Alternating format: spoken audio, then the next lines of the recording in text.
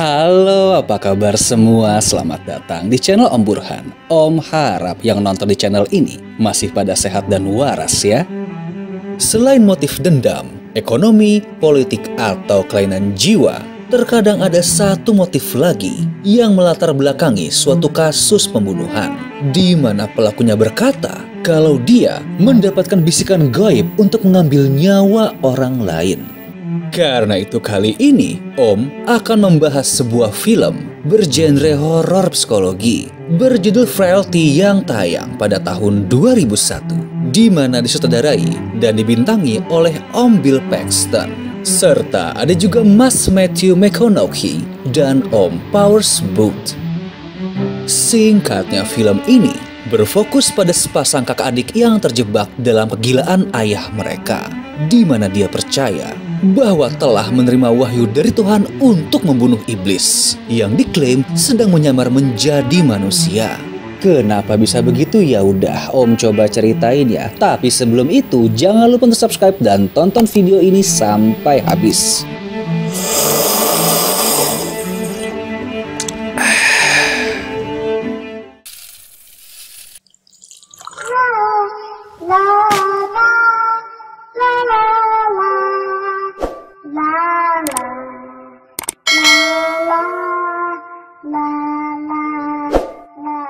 Time story. Are you sitting comfortably? Then I'll begin. Adegan diawali dengan memperlihatkan artikel tentang kasus pembunuhan berantai yang sampai saat ini belum terpecahkan, dan media menyebutnya sebagai God's Hand Case atau kasus tangan Tuhan. Lalu scene beralih ke sebuah markas FBI di kota Dallas yang berada di negara bagian Texas. Kita pun akan berkenalan dengan agen FBI bernama Wesley Doyle, di mana dia sedang mendatangi kantor di malam hari karena mendapat laporan kalau ada orang yang ingin memberi informasi tentang kasus God's Hand yang ternyata tengah ditangani oleh sang agent. Pria ini memperkenalkan diri bernama Fenton, dan tujuannya ke sana untuk memberitahu siapakah pelaku dari kasus God's Hand. Lalu mengklaim kalau dalang dari kejahatan itu adalah adiknya sendiri.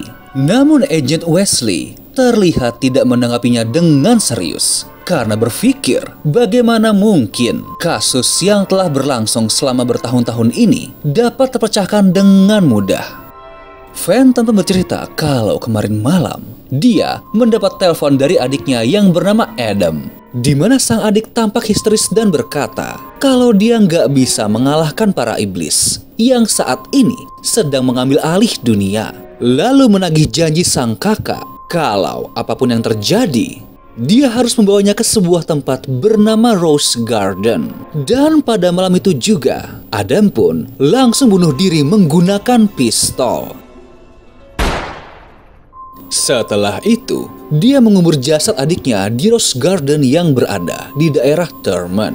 Wesley mencoba mengkonfirmasi hal ini dengan menelpon polisi lokal tempat Fenton tinggal. Dan ternyata, sekretaris sheriff di sana pun berkata kalau memang mengenal Fenton, di mana pria itu baru saja membuat sebuah kehebohan karena telah mencuri ambulans yang berisi mayat adiknya.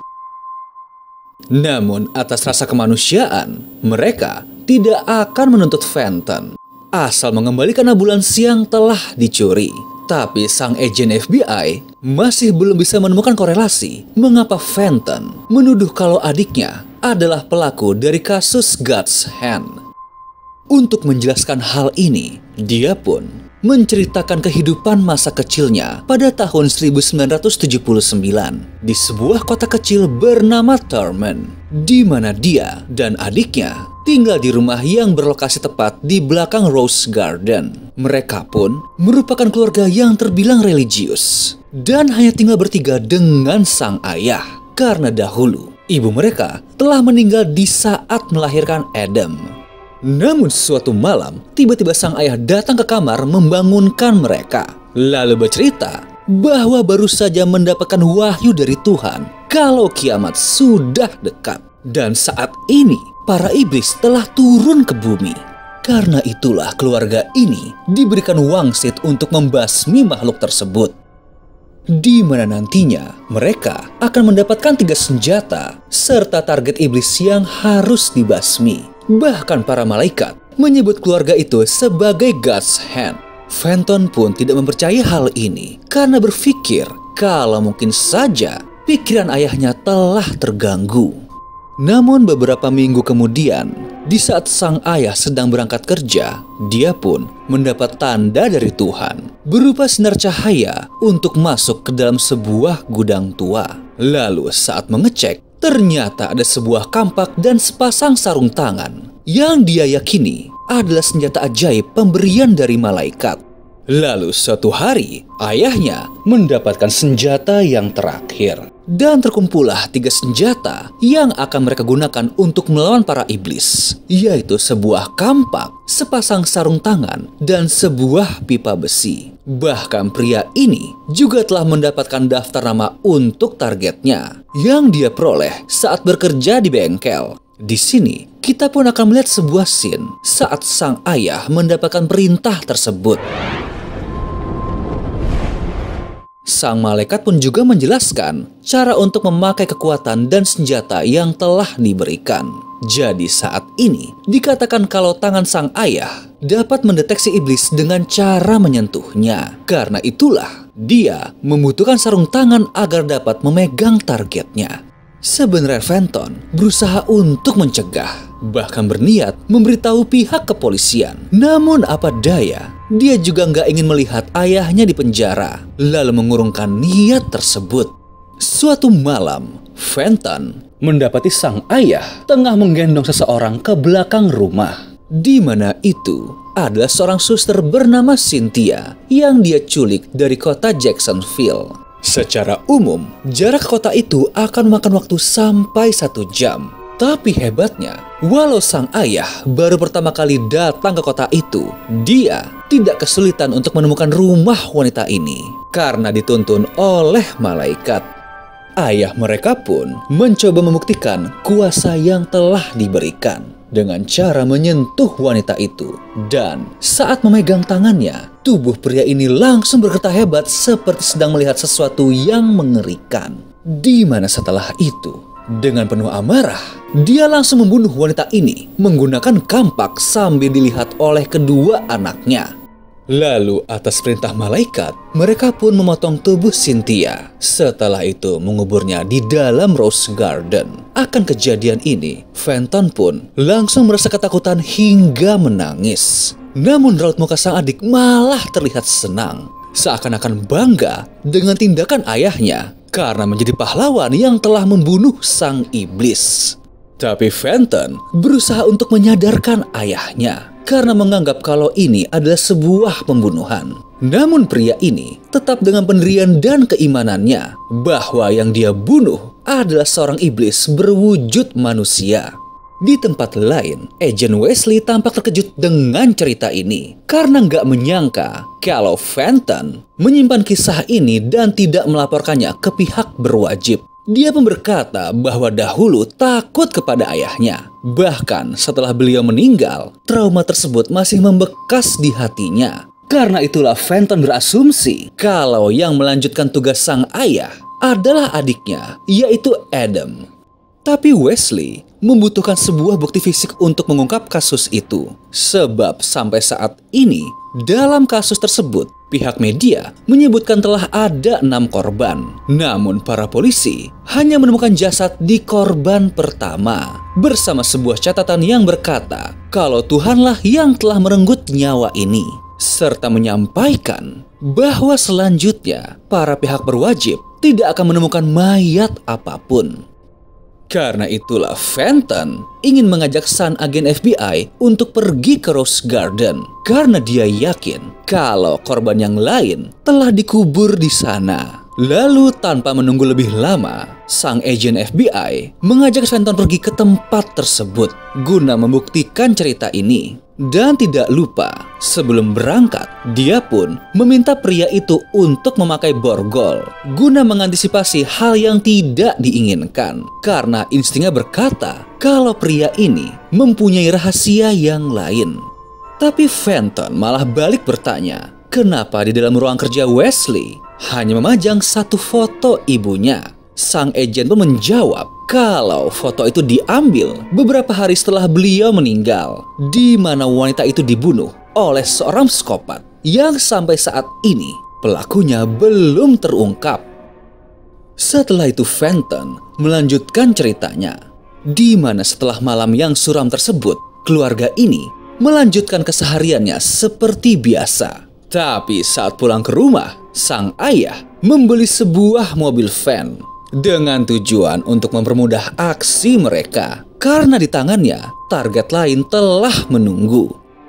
Dalam tugas kali ini, mereka pun pergi bersama, dan target selanjutnya adalah seorang pria paruh baya yang saat ini sedang belanja di pasar swalayan. Oleh karena itu, sang ayah menyuruh Fenton untuk membantu dengan cara mengalihkan perhatian pria itu agar lebih mudah menyergapnya. Akan tetapi, karena Fenton tidak memiliki keyakinan yang sama dengan ayahnya, dia pun menolak tugas tersebut. Namun, demi menanamkan rasa kepercayaan yang sama, sang ayah tetap memaksa Fenton untuk membantunya. Lalu dengan terpaksa, saat pria paruh baya tadi kembali, anak ini berpura-pura kalau anjingnya tengah bersembunyi di kolong mobil. Di mana saat pria tua itu ingin membantu mengecek, sang ayah langsung menghantam kepalanya dari belakang hingga pingsan, kemudian membawanya ke dalam mobil.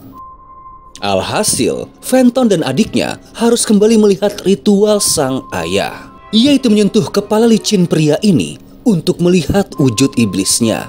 Dan setelah selesai menerawang, dia pun langsung membelah kepalanya. Kemudian, saat mengubur potongan tubuh sang target, ayah mereka berkata kalau pria ini memang pantas mati karena dia adalah seorang pembunuh anak kecil. Tapi Fenton tetap dengan pendiriannya dan menganggap kalau ini adalah sebuah pembunuhan. Karena itu, dia pun ingin mengajak Adam untuk kabur dari rumah. Namun sang adik menolak sebab hal yang dilakukan oleh ayahnya dianggap telah sesuai dengan perintah Tuhan. Hari pun berganti. Sang ayah mengajak Fenton untuk berdialog. Lalu dengan wajah sedih, dia pun bercerita kalau semalam malaikat kembali mendatanginya dan memberitahu suatu hal yang tidak terduga, di mana dia harus membunuh Fenton karena jiwa anak ini telah dirasuki oleh iblis. Tapi sang ayah tidak ingin melakukan perintah tersebut karena dia yakin kalau jiwa Fenton masih bisa diselamatkan.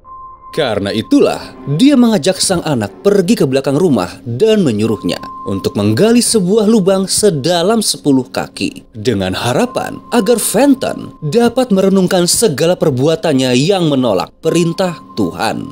Singkat cerita, walau kesal serta tangannya sampai terluka, tugas tersebut dapat dia selesaikan dalam waktu 6 hari. Namun hal ini tidak membuat kepercayaan Fenton berubah. Dan ternyata lubang galian tersebut hendak dipakai sang ayah untuk membuat ruangan tersembunyi, di mana nanti akan digunakan untuk memusnahkan iblis yang telah dia tangkap. Lalu keesokan hari, sang ayah kembali menangkap seseorang yang dia yakini adalah sesosok iblis. Namun, karena sudah tidak tahan dengan kegilaan ayahnya, Fenton pun langsung kabur dari sana. Lalu berniat melaporkan hal ini kepada pihak kepolisian. Dan untuk mengkonfirmasi cerita anak ini, sang sheriff pun segera mendatangi rumahnya, lalu bertemu dengan sang ayah. Kemudian menjelaskan kalau Fenton telah menceritakan sebuah kisah yang aneh, bahwa ayahnya telah membunuh orang atas dasar perintah Tuhan. Oleh karena itu, mereka pun pergi mengecek ke area ruangan bawah tanah untuk memastikan apakah cerita ini benar adanya. Akan tetapi saat memeriksa, tidak ada apapun di dalam ruangan itu. Namun Fenton tidak kehabisan akal dan berkata kalau dia dapat menunjukkan lokasi kuburan para korban sebelumnya. Tapi sang sheriff terlihat sudah malas untuk menanggapi omongan anak ini. Kemudian hendak pergi dari sana. Lalu tanpa diduga, tiba-tiba sang ayah memukul sheriff tersebut hingga terjatuh dari tangga. dan langsung membunuhnya. Dan gilanya lagi, dia malah menyalahkan Fenton atas kejadian ini karena anak tersebut tidak mempunyai keyakinan yang sama. Sebab itulah, agar dapat mendidik Fenton, ayahnya pun berniat untuk membunuhnya. Namun Adam segera mencegah niat tersebut. Malam itu, nyawa Fenton masih terselamatkan. Namun sang ayah menghukum anak ini dengan memasukkannya ke dalam ruangan bawah tanah serta memaku pintu masuknya dengan tujuan agar dia dapat segera bertobat hingga memiliki keyakinan yang sama. Keesokan hari, Adam pun datang berkunjung dan berkata kalau Fenton akan dihukum selama seminggu, di mana sang ayah hanya akan memberi jatah segelas air setiap harinya. Lalu, pada hari ke-7, pintu ruangan itu pun dibuka dan sang ayah bertanya apakah Fenton telah bertobat dan mengakui keberadaan Tuhan. Namun dengan sinis, anak itu malah menjawab kalau Tuhan itu tidak ada. Alhasil, dia pun kembali dikurung. Lalu, setelah berminggu-minggu, tanpa diduga, di dalam kegilaan alam bawah sadarnya, pintu hati Fenton pun terketuk dan bertemu dengan Sang Pencipta. Lalu suatu hari, dia pun segera dikeluarkan dari sana. Karena saat dipanggil oleh Adam, tidak ada respon apapun. Sang ayah yang khawatir langsung memberikan pertolongan. Dan di sela momen ini, sang ayah tampak bahagia karena Fenton berkata kalau dia telah bertemu dengan Tuhan dan mengakui keberadaannya. Atas pencapaian ini, seminggu kemudian, sang ayah mengajak kedua anaknya untuk kembali memburu iblis. Kali ini, target mereka adalah seorang pria kasar bernama Brad White. Fenton bersama ayahnya datang ke tempat itu dengan modus kalau ban mobil mereka bocor dan ingin meminjam sebuah dongkrak. Namun, di saat ingin melancarkan aksinya, pria ini sempat memberikan perlawanan. Tapi kali ini, Fenton dengan sigap membantu sang ayah. Dan akhirnya, Brad dibawa ke ruangan bawah tanah di mana mereka akan melakukan ritual sucinya. Tak lupa, sang ayah terlebih dahulu memegang pria ini untuk memastikan sosok iblis yang ada di dalamnya. Dan setelah melakukan penerawangan, dia pun makin yakin kalau pria ini harus segera dibasmi. Dan kali ini, Fenton ditunjuk sebagai algojonya. Lalu, dengan tatapan tajam, anak ini pun telah siap menerima tugas tersebut. Namun di saat ingin mengayunkan kampaknya, dia malah mengarahkan benda itu ke dada sang ayah. Hal ini jelas membuat kaget semua orang. Tapi dalam nafas terakhirnya, sang ayah berbisik kepada Adam untuk langsung membunuh iblis tersebut. Scene kembali ke Fenton dengan Wesley, di mana setelah kejadian berdarah itu, seminggu kemudian mereka melapor kepada polisi kalau sang ayah telah menghilang. Dan pada akhirnya, karena para polisi tidak dapat menemukan ayah mereka, kedua anak ini dikirim ke panti asuhan yang berbeda. Gak lama, sampailah mereka di Rose Garden. Fenton pun melanjutkan ceritanya saat dia dan Adam menguburkan jasad sang ayah di tempat tersebut. Dan di momen inilah kedua kakak beradik tersebut membuat janji, yaitu jika suatu saat Adam memusnahkan kakaknya, dia harus menguburkannya di sini. Sang agen FBI pun tampak bingung karena jika Adam telah memusnahkan kakaknya, kenapa Fenton masih berada di depan matanya? Setelah itu, terungkaplah sebuah fakta kalau identitas asli pria ini adalah Adam, yang berarti dia adalah orang yang telah memusnahkan kakaknya, yaitu Fenton. Mereka pun sampai di sebuah lokasi tempat Fenton bersemayam bersama mayat para korbannya. Namun lagi-lagi, Wesley kembali dibuat bingung karena di sana terdapat banyak kuburan. Padahal dalam kasus God's Hand diduga hanya ada 6 korban. Di sini, Adam pun mengaku kalau kuburan itu adalah tempat dia memusnahkan para iblis. Lalu di depan kuburan Fenton, dia kembali bercerita kalau dahulu ayahnya telah membuat kesalahan karena mengabaikan perintah Tuhan untuk membunuh Fenton. Karena itu, dialah yang diberi tugas tersebut. namun harus menunggu perintah dari sang ilahi. Karena jika dia membunuh kakaknya pada saat itu, hal tersebut dikategorikan sebagai sebuah pembunuhan. Dan suatu hari, akhirnya nama sang kakak masuk ke dalam daftar miliknya, sehingga dia bisa mendatangi Fenton dan langsung menjalankan aksinya. Dari sini, kita pun juga tahu dosa para korban yang telah terbunuh, dari sang suster maupun pria paruh baya korban sang ayah. Serta berkata kalau nama Wesley juga telah masuk ke dalam daftar targetnya. Sontak hal ini membuat sang agen FBI geram, karena pelaku dari kasus God's Hand sudah berada di depan matanya. Namun, saat ingin menyerang Adam, dengan santai pria ini dapat menangkisnya. Dan saat menyentuh Wesley, akhirnya terungkap kenapa dia masuk ke dalam daftar. Dikarenakan pelaku pembunuhan ibunya Wesley adalah dirinya sendiri. Setelah itu dengan santai, Adam mengambil kunci untuk membuka borgolnya, di mana terlihat kalau sang agen malah tampak lemas seakan-akan tidak ada tenaga. Jadi bisa dibilang kalau semua sandiwara yang Adam lakukan adalah untuk menjebak sang agen FBI. Kesempatan ini tidak disia-siakan oleh Adam dan langsung membawa Wesley ke dalam lubang peristirahatan terakhirnya. Namun sang agen mengancam jika dia terbunuh, maka nasib Adam pun akan segera berakhir. Karena saat di kantor, banyak orang telah melihat wajahnya. Tapi pria ini menjawab kalau semua orang pasti mengira bahwa Fenton lah yang telah datang ke kantor FBI. Sehingga semua tuduhan pasti jatuh kepada sang kakak. Apalagi dia yakin bahwa Tuhan akan melindunginya. Lalu dengan kesigapan hati, Adam langsung memusnahkan pria tersebut. Hari pun berganti dan terlihat di kantor FBI telah terjadi sebuah kehebohan.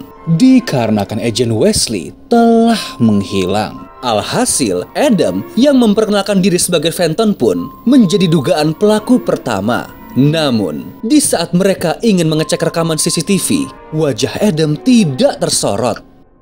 Setelah itu, para polisi menyerbu rumah Fenton. Namun saat memeriksa tempat itu, seorang agen bernama Griffin malah mendapatkan sesuatu yang ganjil, di mana terlihat ada nama Wesley di dalam sebuah daftar nama. Serta mereka juga menemukan lencana FBI milik pria tersebut di dalam basement, dalam kondisi berlumuran darah.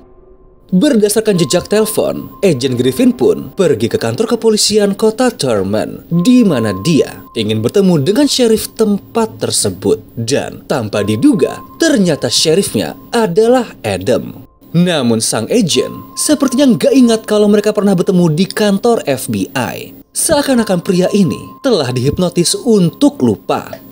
Griffin pun mengutarakan niatnya datang ke sana, yakni untuk mencari kakak Adam, yaitu Fenton. Karena saat ini, pria itu telah menjadi tersangka kasus God's Hand.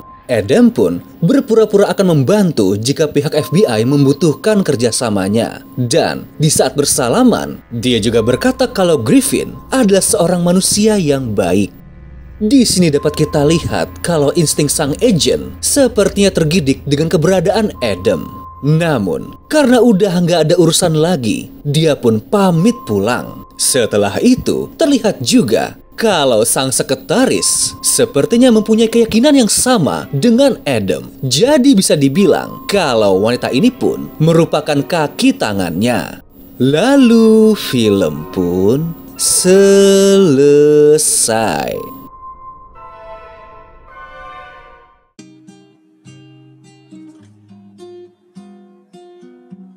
Gimana filmnya? Wah, gila ya. Ending film ini sungguh tak terduga. Dan walaupun film berbudget rendah ini tidak meraih sukses secara komersil, namun nyatanya banyak mendapatkan respon positif dari para sutradara film ternama seperti James Cameron, Sam Raimi, bahkan Stephen King. Padahal Frailty adalah debutnya Bill Paxton sebagai seorang sutradara. Dan konon katanya, film ini diilhami oleh kasus pembunuhan berantai yang dilakukan oleh Joseph Kallinger bersama putranya Michael yang dahulu masih berusia 13 tahun. di mana pria ini mengaku bahwa dia hanya menjalankan perintah Tuhan. Oke deh, sekian dulu dari Om tentang film ini. Kalau kalian masih penasaran, monggo streaming langsung aja, dan bila terhibur, monggo subscribe atau komen di channel Om biar makin semangat lagi bikinnya. Thank you.